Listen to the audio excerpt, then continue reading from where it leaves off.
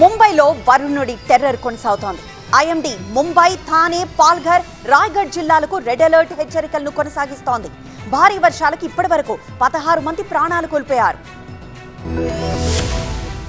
ముంబైలో వరుసగా 6వ రోజు వరద కష్టాలు కొనసాగుతున్నాయి. థానేలో కిలోమీటర్ల మేర ట్రాఫిక్ స్తంభించింది. భారీ వర్షాలతో ఎక్కడి వాహనాలు అక్కడే నిలిచిపోయాయి. ట్రాఫిక్ ను క్రమబద్ధీకరించడానికి ఓ యువకుడు వినూత్న ప్రయోగం చేశాడు. స్పైడర్ మ్యాన్ డ్రెస్ తో ట్రాఫిక్ ను కంట్రోల్ చేశాడు. మీరా భయందర్ ప్రాంతంలో చెట్టు కుప్పకూలింది. స్కూటీపై వెళ్తున్న రాహుల్ పాటిల్ అనే వ్యక్తిపై చెట్టు కూలింది. ఈ ప్రమాదంలో రాహుల్ తీవ్రంగా గాయపడ్డాడు. ఆసుపత్రికి తరలిస్తున్న సమయంలో అతడు ప్రాణాలు కోల్పోయాడు. స్కూటీపై చెట్టు కూలిన దృశ్యాలు సీసీటీవీలో రికార్డయ్యాయి. ముంబై ఎయిర్పోర్ట్ లో ఒక ఇండిగో విమానానికి ప్రమాదం తప్పింది. భారీ వర్షం, ఈదురుగాలుల వల్ల రన్వే సరిగా కనిపించకపోవడంతో పైలట్ ల్యాండింగ్ ను నిలిపివేసి గో అరౌండ్ ప్రక్రియ ద్వారా విమానాన్ని మళ్లీ గాల్లోకి తీసుకెళ్లారు. కాసేపటికి విమానం సేఫ్ గా ల్యాండ్ అవ్వడంతో ప్రయాణికులంతా ఊపిరి పీల్చుకున్నారు. ముంబై బాండ్రాలో వర్షాలు, గాలుల ధాటికి ఒక పెద్ద చెట్టు అకస్మాత్తుగా రోడ్డుపై కుప్పకూలింది. ఆ టైంలో అక్కడ ఎవరూ లేకపోవడంతో ప్రమాదం తప్పింది. మున్సిపల్ సిబ్బంది కూలిన చెట్టును తొలగించారు. మరోవైపు సహాయక చర్యలను ముమ్మరం చేస్తూ ప్రభుత్వం 10,000 మంది సిబ్బందిని రంగంలోకి దించింది. అధికారుల సమన్వయంతో పనిచేస్తూ ప్రభావిత ప్రాంతాల్లో ముమ్మరంగా సహాయక చర్యలు చేపడుతున్నారు. ఐఎండీ ముంబై, థానే, పాల్ఘర్, రాయ్గఢ్ జిల్లాలకు రెడ్ అలర్ట్ హెచ్చరికలను కొనసాగిస్తోంది.